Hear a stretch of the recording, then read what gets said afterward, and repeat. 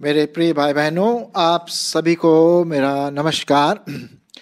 और आज मैं एक टॉपिक लेने जा रहा हूं और आशा है कि आप इसके बारे में ज़रूर सोचे होंगे और शायद किसी ने आपसे इसके बारे में पूछा भी होगा या आपके पास ये प्रश्न हुआ होगा। और प्रश्न ये है कि क्या मंदिरों में या मूर्तियों के सामने जो प्रसाद चढ़ाया जाता है, क्या हम उसे खाएं? क्या हम उसे खा सकते हैं? ये प्रश्न है। और कई लोगों ने मेरे से भी ये प्रश्न पूछा कि क्या हम प्रसाद खाएं? आप जानते हैं प्रसाद कई रूप में आता है, लड्डू के रूप में या और भी चने के रूप में या और भी कोई स्वीट्स जो मिठाई होती है उसके रूप में आता है।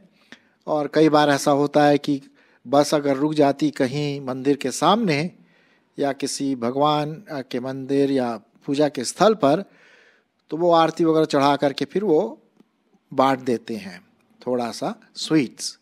अब प्रश्न ये उठता है कि क्या हम इसे लें एक विश्वासी होने के नाते? बाइबल इसके बारे में क्या कहती है? तो आज मैं इसी के बारे में आपके सामने कुछ बातें रखूंगा और शायद आपको पता भी होगा, लेकिन अगर आपको नहीं पता है तो आप समझ सकते हैं। यदि आपको पता है तो इसको और दूसरों को भी समझा सकते हैं। तो इससे पहले कि मैं आगे बढ़ूं, मैं एक भाग पढ़ना मांगता हूं जो पाया जाता है पहला कुरिन्थियों उसका 8वां अध्याय। ये पूरा प्रसाद के खाने के बारे में है जो मंदिरों में या मूर्तियों के सामने चढ़ाया जाता है। सो सुनिए क्या लिखा हुआ है। पहला कुरिन्थियों उसका 8वां अध्याय पहला पद। अब मूर्तों के सामने बलि की हुई वस्तुओं के विषय में हम जानते हैं कि हम सब को ज्ञान है। ज्ञान घमंड उत्पन्न करता है, परंतु प्रेम से उन्नति होती है। यदि कोई समझे कि मैं कुछ जानता हूं, तो जैसा जानना चाहिए वैसा अब तक नहीं जानता। परंतु यदि कोई परमेश्वर से प्रेम रखता है तो उसे परमेश्वर पहचानता है। अतः मूर्तों के सामने बलि की हुई वस्तुओं के खाने के विषय में हम जानते हैं कि मूरत जगत में कोई वस्तु नहीं और एक को छोड़ और कोई परमेश्वर नहीं है। यद्यपि आकाश में और पृथ्वी पर बहुत से ईश्वर कहलाते हैं, जैसा कि बहुत से ईश्वर और बहुत से प्रभु हैं, तो भी हमारे निकट तो एक ही परमेश्वर है, अर्थात पिता, जिसकी ओर से सब वस्तुएं हैं और हम उसी के लिए हैं। और एक ही प्रभु है, अर्थात यीशु मसीह, जिसके द्वारा सब वस्तुएं हुई और हम भी उसी के द्वारा हैं।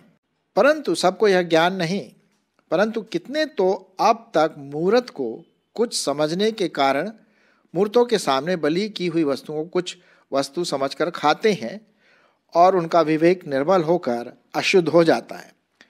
भोजन हमें परमेश्वर के निकट नहीं पहुंचाता। यदि हम न खाएं तो हमारी कुछ हानि नहीं, और यदि खाएं तो कुछ लाभ भी नहीं। परंतु चौकस रहो, ऐसा न हो कि तुम्हारी यह स्वतंत्रता कहीं निर्बलों के लिए ठोकर का कारण हो जाए। क्योंकि यदि कोई तुझ ज्ञानी को मूरत के मंदिर में भोजन करते देखे और वह निर्बल जन हो, तो क्या उसके विवेक में मूरत के सामने बलि की हुई वस्तुओं के खाने का साहस न हो जाएगा? इसी रीति से तेरे ज्ञान के कारण यह निर्बल भाई, जिसके लिए मसीह मरा, नाश हो जाएगा। तो भाइयों का अपराध करने से और उनके निर्बल विवेक को चोट देने से तुम मसीह का अपराध करते हो। इस कारण यदि भोजन मेरे भाई को ठोकर खिलाए तो मैं कभी किसी रीति से मांस न खाऊंगा, न हो कि मैं अपने भाई के ठोकर का कारण बनूं।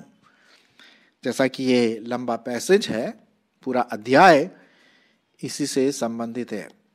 थोड़ा सा मैं आपको एक बैकग्राउंड देना मांगता हूँ, इसका परिप्रेक्ष्य, कि पुराने समय में, विशेष करके पहली शताब्दी में या उससे पहले भी, जब भी कोई नई चीज़ आती थी या नया कोई डेडिकेशन होता था घर का, व्यक्तित्व का, या कोई शपथ लेता था, तो इन ऐसे मौकों में या त्योहारों में पूजा अर्चना की जाती थी बड़े बड़े मंदिरों में। और उसके बाद सामने बलिदान चढ़ाया जाता था, चाहे वो बलि मांस का हो या स्वीट्स के रूप में हो, मिठाई के रूप में हो, अलग अलग रीति से। हमारे भारतवर्ष में तो ज़्यादातर स्वीट्स देते हैं, लेकिन और देशों में मांस का भी प्रयोग किया जाता है मूर्ति के सामने चढ़ाने का। और उसके साथ साथ ये भी है कि हमारे परमेश्वर के टेम्पल में भी बलिदान चढ़ाया जाता था और फिर उसका बलिदान करके डेडिकेट करके फिर उसको इजरायलियों के बीच में बांट दिया करता था। तो ये एक पद्धति चली आ रही है। अब जैसा इजरायली लोग करते थे वैसे दूसरे लोग भी करने लगे। तो वो अपनी मूर्तियों के सामने, जिसको वो मानते थे, मांस जो खाते थे मांसाहारी लोग, वो चढ़ाते थे और चढ़ाने के बाद जो भी मांस बचता था वो लोगों में बांट दिया जाता था। और एक प्रकार से ये मूर्तियों के सामने बलिदान चढ़ाने के बाद होता था। या हमारे भारतवर्ष में ये जो स्वीट्स वगैरह जो चढ़ाते हैं प्रसाद के रूप में, वो भी एक ही बात है। मतलब जो बेसिक चीज़ें हैं वो एक ही चीज़ से आते हैं। कि प्रश्न ये हमेशा उठता है, क्या हम मूर्तियों के सामने चढ़ाए हुए मांस को या प्रसाद को खाएं? तो इसमें कई अलग अलग विचारधाराएं, लेकिन बाइबल बड़ी साफ रीति से इसके बारे में कहती है। पहली बात तो आपको ये देखना है कि क्या कोई ऐसी मूर्ति है जिसमें परमेश्वर या भगवान है या और दूसरे देवी देवताएं हैं? क्या सचमुच में है? हाँ, आप और हम जानते हैं कि ऐसा तो कुछ नहीं है। वो सब इविल स्पिरिट से संबंधित है, बुरी आत्माओं से संबंधित है। और अगर ऐसा है और लोग मानते हैं, कुछ लोग सूर्य को चढ़ाते हैं, कुछ लोग पेड़ों को चढ़ाते हैं, कुछ लोग मूर्तियों के ऊपर चढ़ाते हैं, अलग अलग जैसी जिसकी पद्धति होती है, जिसका जिसका ट्रेडिशन चलता है, तो उस प्रकार से ये प्रसाद वगैरह दिया जाता है। अब हुआ ये कि एक बार मैं बस में जा रहा था, मुझे अच्छी तरह से याद है, और बस एक पर्टिकुलर मंदिर के सामने रुक गई। और यूजुअली वहाँ पर बस ज़्यादातर बसेस रुक जाती हैं और लोग जाते हैं और पानी वानी पीते हैं, और फिर जो पंडित है वो आरती वगैरह करके प्रसाद सबको बांटने लगा। मेरे पास भी आया वो प्रसाद, तो मैंने लिया नहीं, लेकिन मैंने हाथ में पकड़ कर दूसरे को दिया। मेरे बाजू में जो पैसेंजर बैठा हुआ था, तो पैसेंजर ने कहा कि भाई आपको नहीं लेना? मैं बोला नहीं, हम नहीं लेते हैं इसको। तो कोई बात नहीं, उसने वो ले करके और दूसरों को पास कर दिया। अब प्रश्न ये उठता है, क्या मुझे लेना चाहिए या नहीं लेना चाहिए? या अगर आप होते तो क्या आप इस प्रसाद में से खाते? अब यहाँ पर लिखा हुआ है, जहाँ तक मैं समझता हूँ, 1 कुरिन्थियों 8 में कुरिन्थियों के सामने भी एक बड़ी समस्या थी और उन्होंने पौलुस को लिखा भाई कि क्या करें, यहाँ तो चारों तरफ मूर्ति ही मूर्ति हैं। कुरिन्थ जो शहर था मूर्तियों से भरा हुआ शहर था, इफिसियों जो शहर था वो भी मूर्तियों से भरा हुआ शहर था, तो स्वाभाविक है कि लोग उसको माने। अब यही प्रश्न कुरिन्थ वाले पूछ रहे हैं पौलुस से कि मूर्तों के सामने बलि की हुई वस्तुओं के विषय में हम जानते हैं कि हम सबको ज्ञान है कि ज्ञान घमंड उत्पन्न करता है, परंतु परमेश्वर से यदि हम प्रेम करें तो उससे उन्नति होती है। ठीक है, तो अब ये देखना है कि क्या हम खाएं या ना खाएं। हम इतना जानते हैं कि सिर्फ जैसे लिखा हुआ 4 पद में, मूर्तों के सामने बलि की हुई वस्तुओं को खाने के विषय हम जानते हैं कि मूर्त जगत में कोई वस्तु नहीं है, सिर्फ एक परमेश्वर को छोड़ के, एक यीशु मसीह को छोड़ करके और कोई वस्तु नहीं है, है ना। कई बार ऐसा भी हुआ कि मैंने, क्योंकि वो जो हमें प्रसाद दे रहे थे उनको हम अच्छी तरह से जानते थे, बल्कि हम उनके घर में वो हमारे वो थे लैंडलॉर्ड, मतलब हम उनके घर में रहते थे किराए के रूप में। तो वो जब अपने पूजा वगैरह करके हमारे पास आते थे तो हम ले तो लेते थे, ठीक है, लेकिन जब वो चले जाते थे तो हम कभी फेंक भी देते थे और कभी हम बोलते थे यीशु मसीह के नाम में इसको मैं पवित्र करता हूँ और खा लेता था। अब मुझे नहीं पता कि क्या सही था, लेकिन मैं सोचता हूँ कि अगर हम सोचते हैं कि भाई ये तो कुछ नहीं है, ये तो मूर्तियों के सामने चढ़ाया, हम तो यीशु मसीह के नाम में पवित्र करते हैं और इसको खा लेते हैं, ठीक है, वो भी ठीक है। लेकिन अगर आपके साथ एक संबंध वाली बात है, जिसका आपके साथ एक अच्छा संबंध है, तो आप उसको मना ना करें जिससे कि उसका दिल दुखे, लेकिन उसको ले करके बाद में आप उसको कहीं और डाल सकते हैं, ऐसा भी किया गया। लेकिन अगर आपके साथ, ये देखिए अब यहाँ पर पॉइंट ये है, अगर आपके साथ कोई ऐसा विश्वासी है जो अभी अभी प्रभु में आया है अन्य जातियों में से, और अगर उसके सामने आप ये वस्तुएं खाएं प्रसाद ले करके, तो बाइबल कहती है कि उसकी वजह से आप ना खाएं। उस व्यक्ति की जो अभी प्रभु में आया है, अपने विश्वास में उतना मजबूत नहीं बना है, तो उसके खातिर आप ना खाएं। जी हाँ, अब यहाँ पर लिखा हुआ है ना, मैं आपके लिए पढ़ना मांगता हूँ बाइबल, परमेश्वर का वचन क्या लिखा हुआ है, या अब मैं आपके लिए पढ़ूंगा 9 पद, 8 पद से मैं पढ़ूंगा। भोजन हमें परमेश्वर के निकट नहीं पहुंचाता है। यदि हम न खाएं तो हमारी कोई हानि नहीं, और यदि खाएं तो कुछ लाभ भी नहीं है ना। तो ये आपके अपने विवेक पर डिपेंड करता है, ठीक है। 9वां पद, परंतु चौकस रहो। अब देखा, चौकस रहो, ऐसा ना हो कि तुम्हारी यह स्वतंत्रता कहीं निर्बलों के लिए ठोकर का कारण हो जाए। अब निर्बल कौन है? जो अभी अभी प्रभु में आए हैं, शायद 1 महीना हुआ, 1 साल हुआ, वो प्रभु में उतना नहीं बढ़े हैं, परिपक्वता उनमें अभी नहीं आई है, और जब वो आपको देखेंगे कि प्रसाद खा रहे हैं आप, जो पूजा में से आया है, मूर्तियों में से चढ़ाया है, तो उसको एक हियाव सा बन जाएगा, अरे इसका मतलब हम भी खा सकते हैं, और फिर धीरे धीरे वो ठोकर का कारण बन सकता है। तो ये आपको ध्यान में रखना है कि कोई आपके पास जो निर्बल है प्रभु में, उसके सामने प्रसाद बिल्कुल भी न खाए।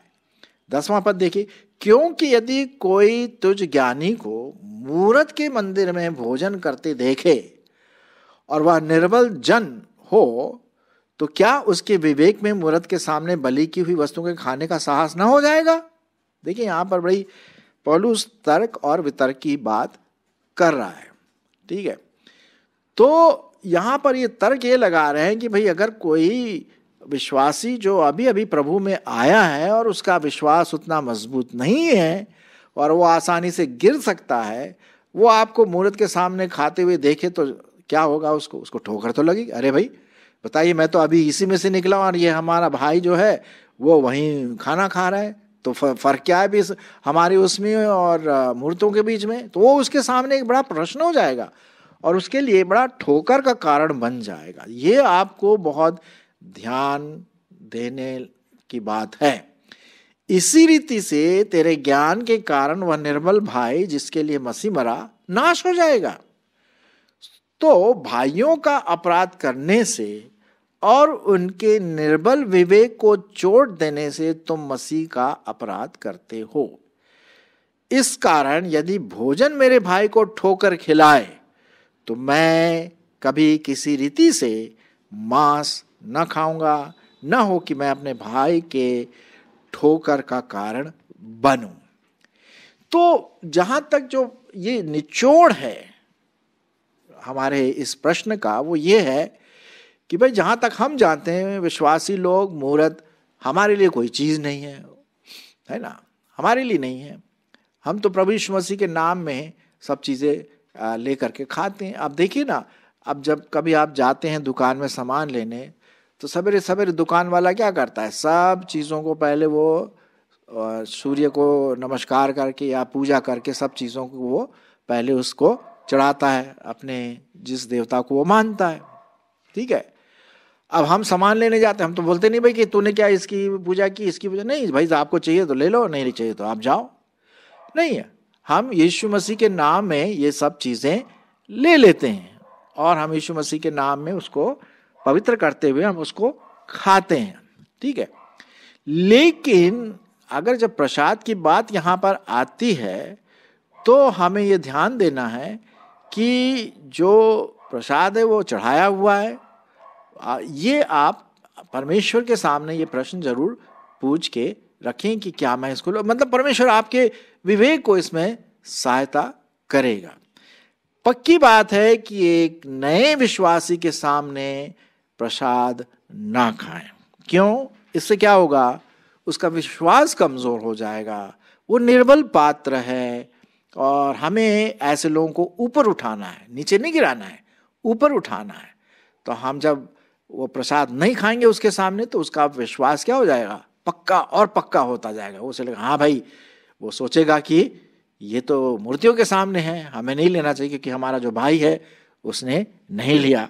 तो आप दूसरे व्यक्ति का विश्वास क्या कर रहे हैं, पक्का कर रहे हैं, है कि नहीं? तो ये जानना बहुत जरूरी। तो मेरी आशा है कि आप इसके बारे में जरूर सोचें और जब कोई आपसे ये प्रश्न पूछे तो आप ये जवाब जरूर दे सकते हैं कि खाएं मूर्तियों के सामने रखा हुआ भोजन या प्रसाद जो है, क्या हम उसमें से ले सकते हैं या नहीं।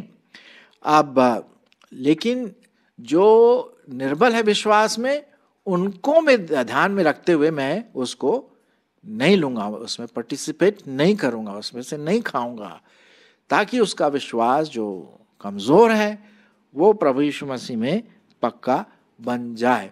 अब कुरंथ के लोग ज्यादातर मांस खाने वाले होते थे, इसलिए मांस का जिक्र इसमें ज्यादा आया है कि नहीं। और तो लेकिन हमारे अपने देश में तो उतना ये मांस की बात नहीं होती है, जितना कि जो स्वीट्स बांटा जाता है, लड्डू आपने देखा होगा, बूंदी के लड्डू हैं या दूसरी और भी चीज़ें आती हैं, पेड़ा हुआ या ऐसी चीज़ें लोग बांटते रहते हैं, जो भी हो, लेकिन वो आरती किया हुआ और फिर प्रसाद लेकर के हम मतलब वो लोग देते।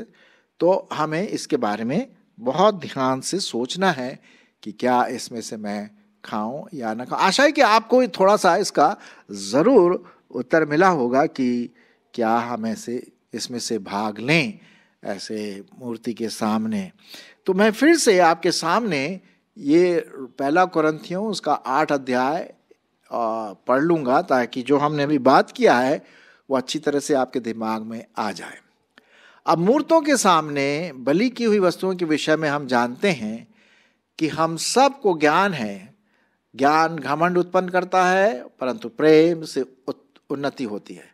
यदि कोई समझे कि मैं कुछ जानता हूं तो जैसा जानना चाहिए वैसा अब तक नहीं जानता, परंतु यदि कोई परमेश्वर से प्रेम रखता है तो उससे परमेश्वर पहचानता है। अतः मूर्तों के सामने बलि की हुई वस्तुओं के खाने के विषय में हम जानते हैं कि मूर्त जगत में कोई चीज नहीं है और एक को छोड़ और कोई परमेश्वर है ही नहीं।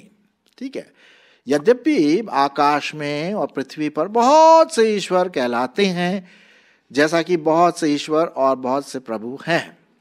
6वां पद, तो भी हमारे निकट तो एक ही परमेश्वर है, अर्थात पिता, जिसकी ओर से सब वस्तुएं हैं और हम उसी के लिए हैं, और एक ही प्रभु हैं, अर्थात यीशु मसीह, जिसके द्वारा सब वस्तुएं हुई और हम भी उसी के द्वारा हैं।